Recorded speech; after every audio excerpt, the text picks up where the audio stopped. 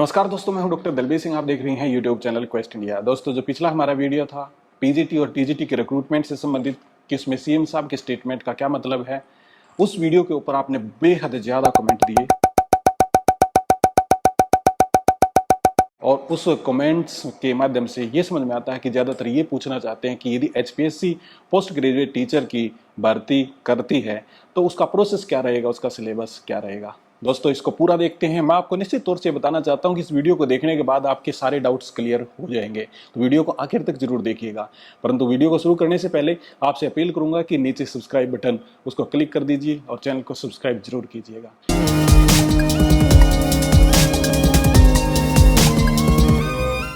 एक बार फिर से आपका स्वागत है। दोस्तों, हमने इस वीडियो को ना 3 पार्ट्स में डिवाइड कर दिया है, मतलब 3 पॉइंट यहाँ पे वेरी इंपॉर्टेंट हैं और जो आपके काम के आएंगे।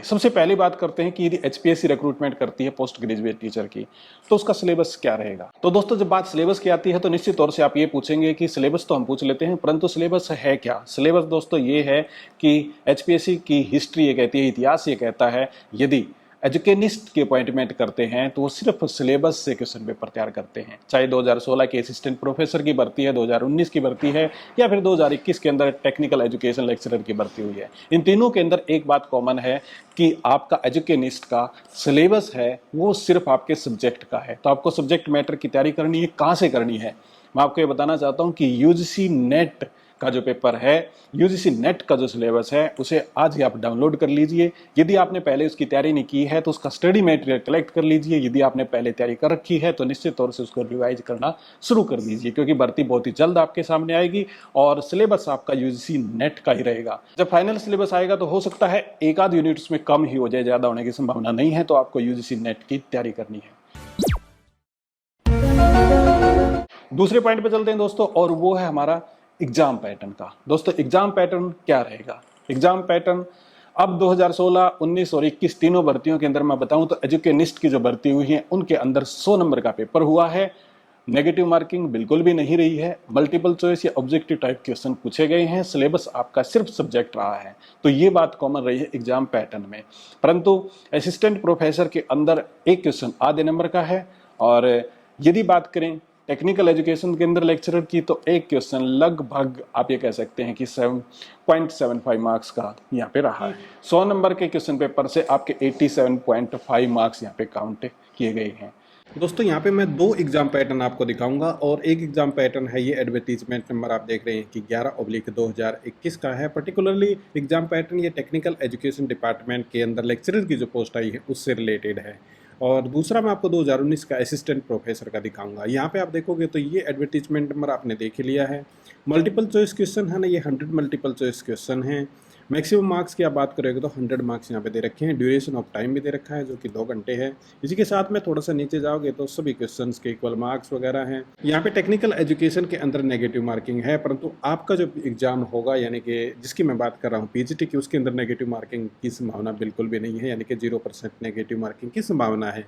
वेटेज की बात करेंगे, रिक्रूटमेंट टेस्ट की 87.5 है और वाइवा की यानी कि इंटरव्यू की आपकी 12.5 नंबर है और 12.5% भी है। इसी के साथ में 3 गुना कैंडिडेट बुलाए जाएंगे और वगैरह वगैरह, क्वालिफिकेशन वगैरह कितना चाहिए ये सब इसके बारे में बता रखा है।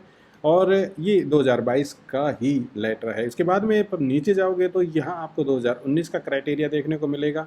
इस 2019 के क्राइटेरिया में ये असिस्टेंट प्रोफेसर का है, इस बात को भी आप याद रखें, कॉलेज कैडर का है। यहाँ पे 50% मार्क्स, मैक्सिमम मार्क्स आपके 50 हैं, और एकेडमिक क्वालिफिकेशन और पर्सनल अचीवमेंट यहाँ पे 37.5 नंबर की है, ये जरूर आप याद रखें।